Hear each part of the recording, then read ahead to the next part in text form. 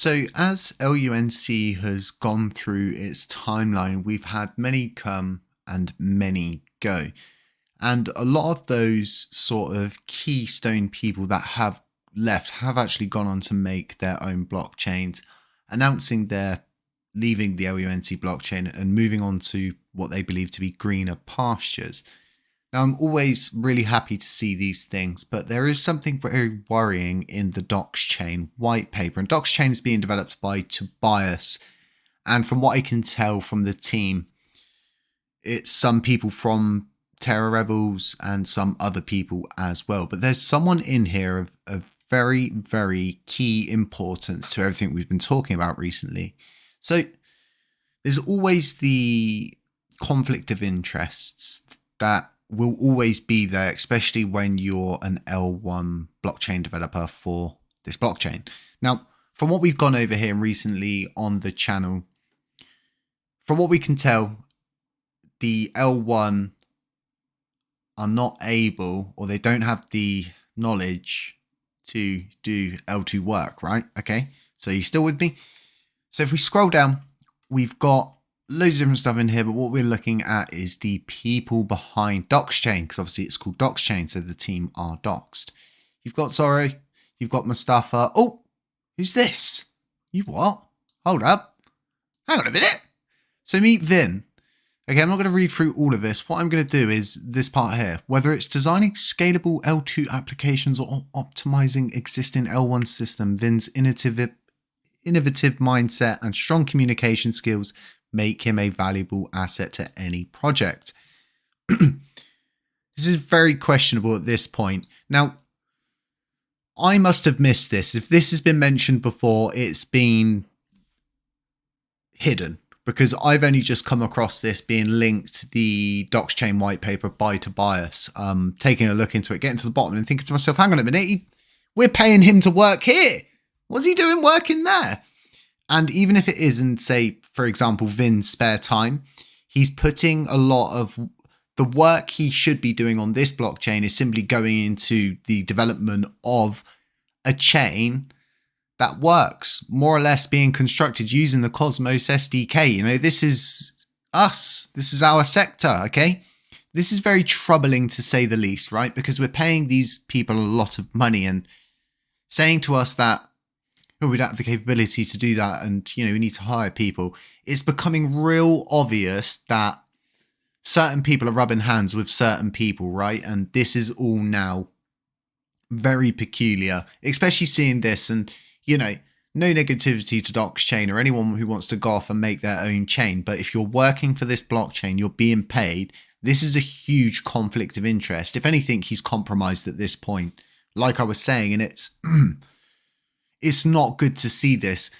No doubt you as a community member are going to sit and think to yourself, hang on a minute, what's going on here? And it's horrible to see that in his description on this DocsChain that he's good at doing scalable L2 applications such as Station, Finder, Docs and stuff like that. But, you know, he's telling us, no, don't know how to do that. No, haven't got the capability. It's even more obvious right now that it's been a failed attempt at some kind of coup and it's gone wrong. And some agreements have obviously been signed behind closed doors. They thought, bending the proposal to their will, the community would just simply go for it.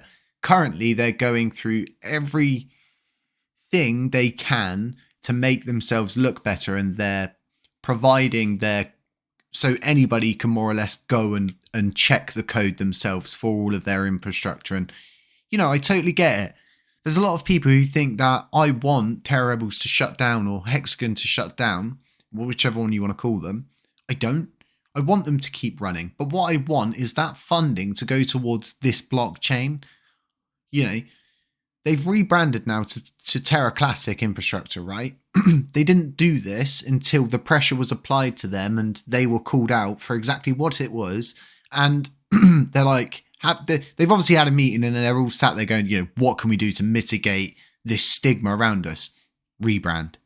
We rebrand and we act like nothing's even happened. And when questioned, we simply just say, oh, can't we let the past be the past? Why can't everybody just get along? And There's too many historical events to back up a lot of the stuff that happened, and this community simply don't want to see that happen. And what we didn't want to see was this here in this white paper. It's very disheartening. And like I was saying with this whole thing, we're paying people to treat this like a business, okay? As to which they turn up, they do the minimal amount of work, right? And then they go off and they're interested in these other things, doing whatever they want to do. We don't have a visionary. We don't have someone who's on that team simply saying to them, right, this is what the community have passed. This is what we've got to do. This is how it's got to go down. As you can tell from the podcast, there's obviously a language barrier, and that's totally normal in crypto. But at the same time, it's not good for us as a blockchain, and it's sad. It's really sad to see this, to be quite honest, especially for me, for myself. You know, it's horrible because everything that I've been saying, this lends credence to it, and it kind of supports this whole sort of like, you know, who's mates with who. You know, where's this all really going? If they're developing other blockchains, developing this hexagon system and then rebranding it to Terra, is this just some kind of hostile takeover from all angles? And I feel like if governance is not obeyed, right? So for example, Bilbo and Rex are not going to give over their admin roles. So what are we going to have to do? Well, I'm going to have to literally propose this one. That took me all of 20 seconds to create. Going to have to propose this one as the new official Commonwealth, as to which I would post the first Commonwealth on there would be the link to the Commonwealth or that proposal, right? So we would kickstart it in that manner. Everybody's agreed to this thing playing out, so everyone would vote this through again because this was all part of the proposal, so to speak. This is called playing out governance. I've even given them more than 7 days because I didn't want to rush people. You know, people have busy lives. They're off developing an entropy. Bilbo's off developing a USTC repeg, whoever he is. But yeah, it's all about following governance. And if we can't get simple governance procedures followed, right, we're utterly lost at that point. It's just like, what are we doing? Why are we paying these people to just do what they want to do, not produce any work? And it's like, they're going to be, oh, we've got on-ramps. Yeah, okay, but we don't have no infrastructure, mate. We've just got what we have. And it's even worse to have seen what TFL did to me. And some people are saying, oh, you know, the space was being really funny. But if you go and you look at that video and you look at my screen, I am not allowed in that space. I was booted from it. And we're at the point now where this is a war. And the people that want to see everybody sort of like merge together as one unit and be all happy and stuff, it doesn't work like that. If it did work like that, right, the top nodes would be handing their voting power back to the people. They would be raising their commissions to 20% in order to keep dropping their voting power down and getting it to go elsewhere. Instead, we don't see that, right? Because it's just pillage and plunder. I think Vin has got a lot of questions and he's going to need to provide a lot of answers as to what the hell is going on out there. Folks, let me know what you think about this. Let me know if you think it's okay if, you know, we should pay our developers to be developing elsewhere, even if it isn't their spare time. Let me know if you think that's okay, because me personally, I don't, but that's my own humble opinion. Let me know what you folks think. Other than that, stay safe, stay humble, stay aware. None of this is financial advice. Beware of scammers, beware of doppelgangers, beware of anyone pretending to be me. I'll catch you in the next one.